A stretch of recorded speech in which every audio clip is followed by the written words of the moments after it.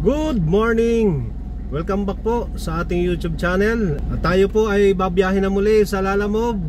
Pang-apat na araw na po natin na pagbiyahe ito. At tingnan po natin hanggang 5 araw kung magkano ang ating total nakikitain.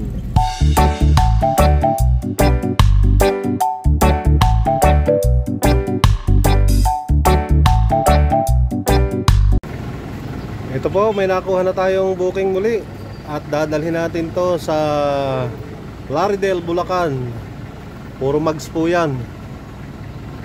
Tingnan nyo, napakaluwag nung pangarga natin. Kaya alam na to, pwede pa nating sabayan ng mas maganda pang booking along the way. Sige, antabayanan po natin kung may maisabay tayong booking.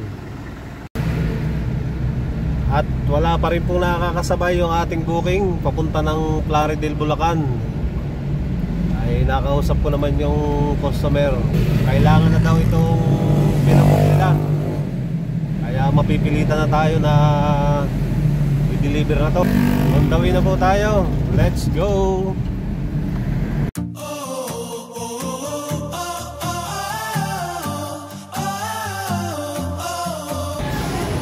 Nadaanan po tayong buko at tayo bumili ng buko juice ni nanay. Ayun o, 15 lang to, 15. Shoutout sa mama ko, maganda. Ano pangalan ni mama? Mama Mila. Hello po, nay. Thank you po sa buko. No vlog. Hello. Tito Bar Vlog. Tito Bar. Natuwa yung mga bata kasi akala binablog ko daw. Sarap po ng buko nila. Talagang fresh na fresh. At ngayon na ako nakabili ng buko na ganito. Nasa ano pa talaga, babasagin. Nasa jar siya. Talagang sariwang ano, hindi siya matamis. Saktong-sakto yung konti lang yung ano, konti lang yung asukal. Pure na pure yung buko juice.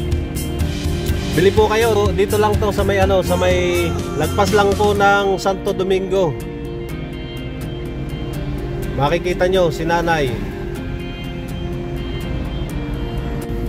At yan po, naisakay na natin ng mga chocolate. Nag-request talaga na buksan yung aircon para hindi na matunaw. At generous yung nag-book. Ang rate lang niya is 905. Binigyan ako ng 1.5. Wow, talagang grabe, sulit yung paghintay ko. So ngayon, deliver na natin. At naghihintay na rin yung isa kong client eh. Tamang-tama, Bukawi, then Plaridel. Kunti na lang yung kulang natin at hit na natin yung ating daily target.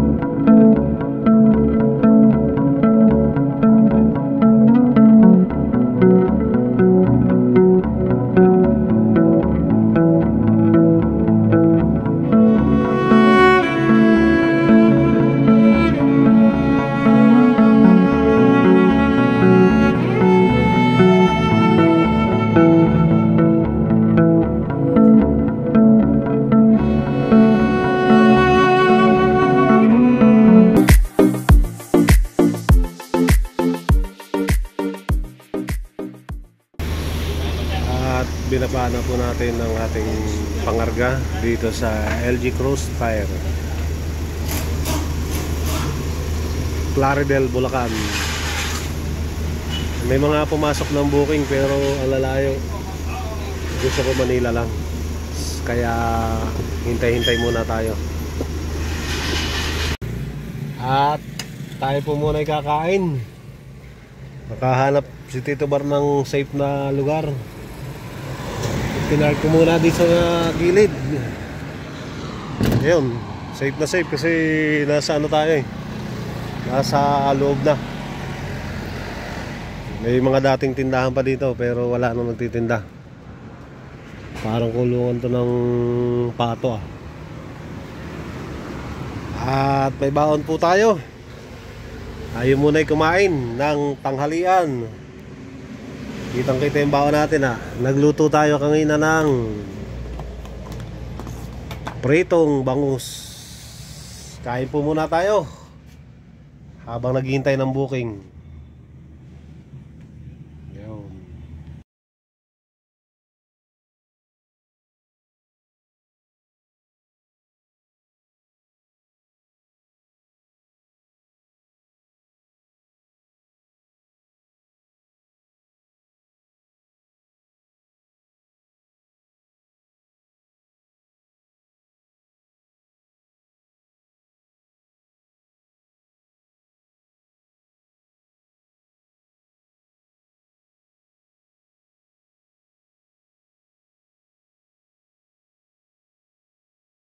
Amen.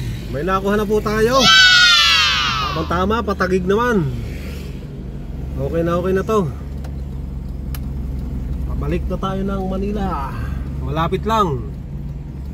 Dito rin sa Bulacan. In 600 meters, turn left. Puntahan na natin. Makapuntahan pa ng iba. Head east on Clarendon. Palit ng daan ah. Ang ganda. Gitna ng palayan.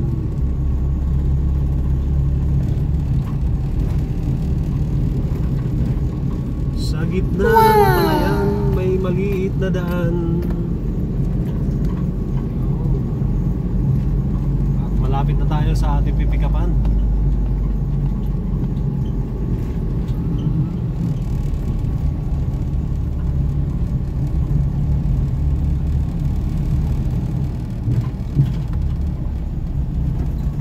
Road. Medyo nakakakawal na yung daan kasi ang liit. Kaya may kasalubong ako. What to do? One way lang ito eh. Kaso dun yung pick up natin oh.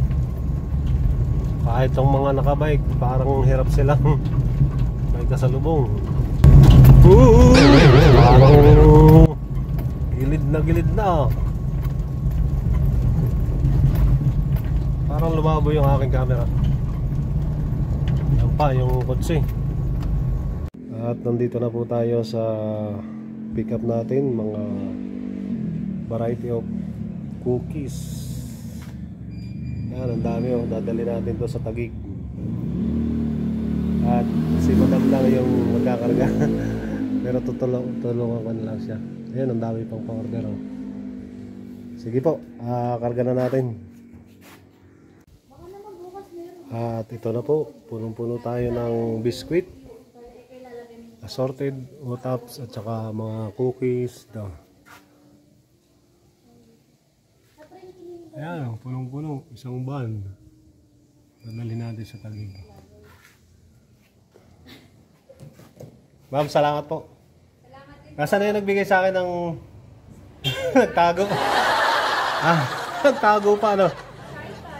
Anong pangalan yan? Christine, kapangalan ka pa naman ng anak ko. Mag-hi ka lang, sabi mo ilalike mo yung ano ko. Ha? Mahihain. Mahihain, sige. Salamat po. Pag may kasalubong tayo, hihinto muna kasi maliit yung kalsada. At napapaligitan sila ng palayan. May mga black goats pa doon. Lot for sale. Oh, may lot for sale pa dito. Kaso tambakin. Ayan po. At ito po yung karga natin. Punong-puno ng biskwit. Dadali natin sa Taguig. Dito pala ang orderan nito sa Bulacan. At binigyan tayo ng patikim. Pre-taste, dalawa.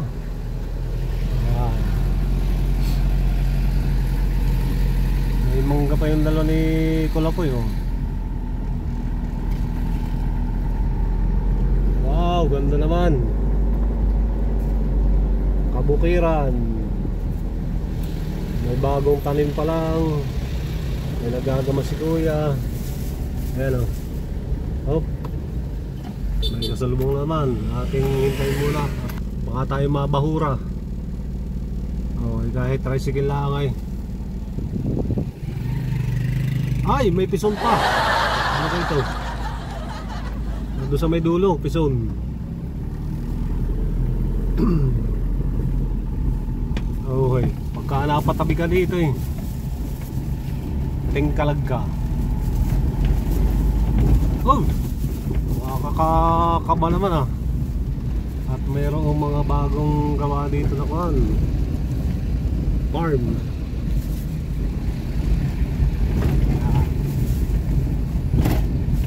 Oh, mamaya may tumawid pang kambing. Okay, dalhin na natin sa Taguig.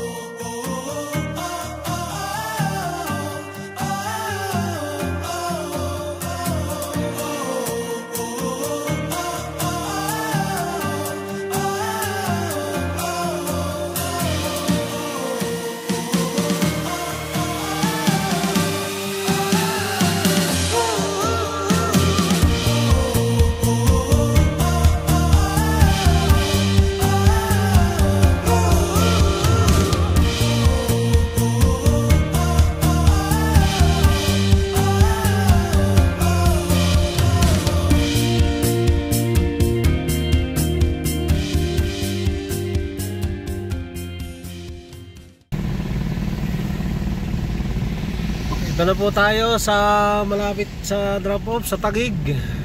Dito tayo pinadaan ni Google Maps sa may Bayani Road.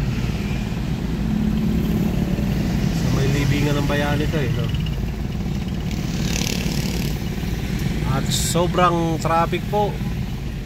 Talagang dito na tayo inabot ng siyam-siyam.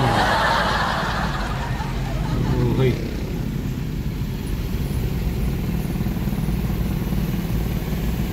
Talagang konting ano lang, andar dito, andar dito. Narinig natin ang aeroplano, yun oh. Aeroplano pa lumaan. Oh.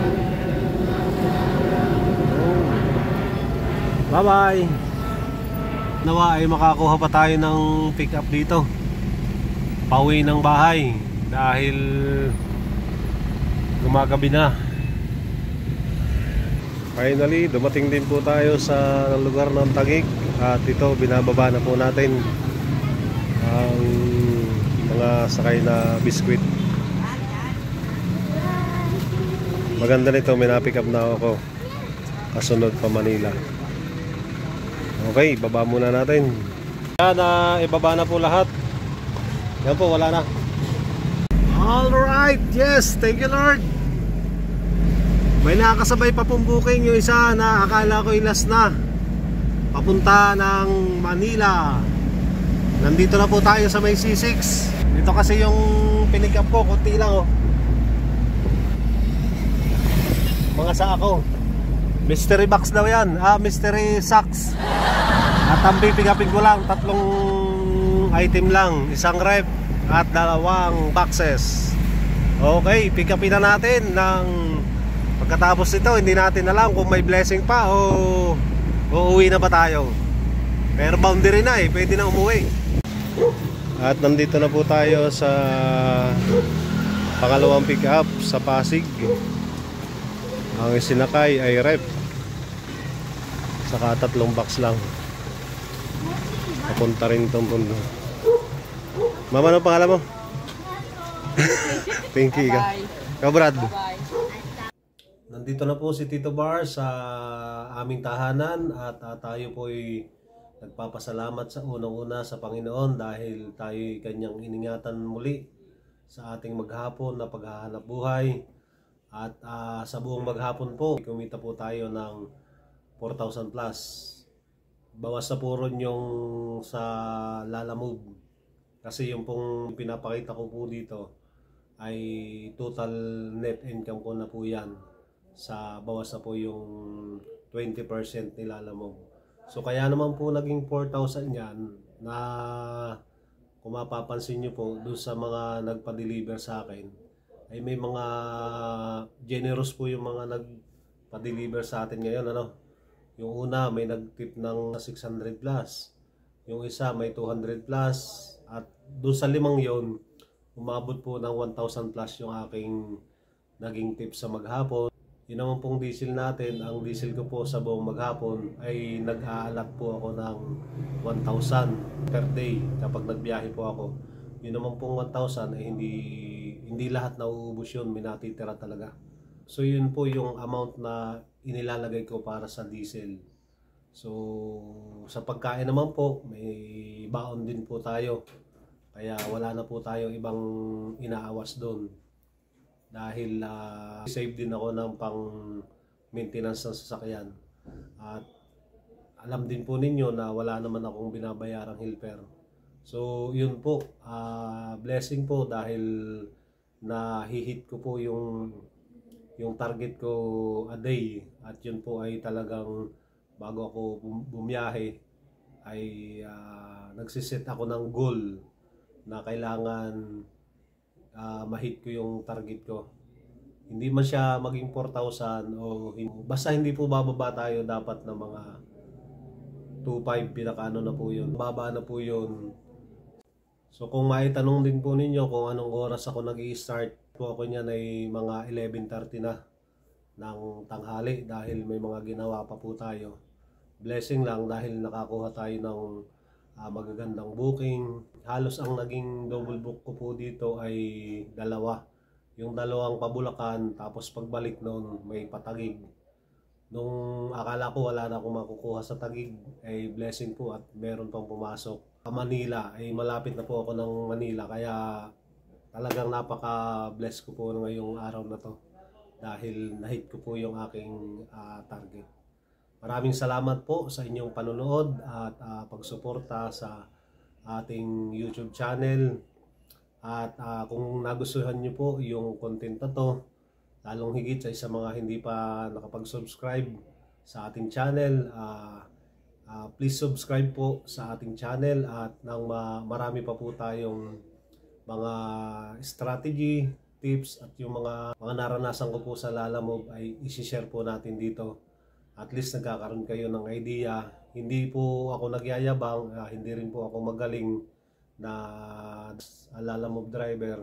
Matututunan din po kayo sa aking mga experience at sa aking mga ginagawa patungkol dito sa pagbiyahe po sa Lalamove.